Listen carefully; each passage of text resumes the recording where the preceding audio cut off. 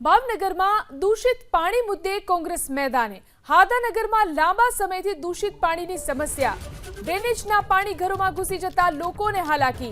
શહેર કોંગ્રેસ પ્રમુખે મહાનગરપાલિકાને રજૂઆત કરી। રજૂઆત બાદ પણ સમસ્યાનો ઉકેલ નહીં આવતા ડ્રેનેજના પાણીમાં લપસી જવાથી એક મહિલાનું મોત નીપજ્યું।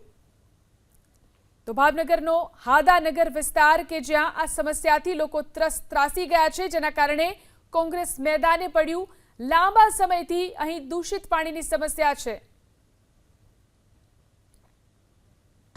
મોટી ઉંમરના એક માજી છે, એમની પીડા જોવો, એમની પીડા સમજો। જો તમારામાં કઈ સંવેદના હોય ને તો આવા કામ છે ને તાત્કાલિક ધોરણે થઈ જવા જોઈએ। આટલા વર્ષો વીતી જાય, આટલી કમ્પ્લેનો કરે, આટલા લોકો હેરાન થાય કે જેને ગટરના પાણીની અંદર રહેવું પડે છે। આ તમે કઈ સદીમાં ભાવનગરને લઈ જવા માંગો છો? આ ભાવનગરના મહારાજા કૃષ્ણકુમારસિંહજીનું ભાવેણા છે। મહારાજા સાહેબનું સૂત્ર હતું કે મારી પ્રજાનું કલ્યાણ થજો, પણ તમે લોકો શાસનમાં આવ્યા પછીની હાલત જોવો, કોઈ સાંભળવાવાળું જ નથી।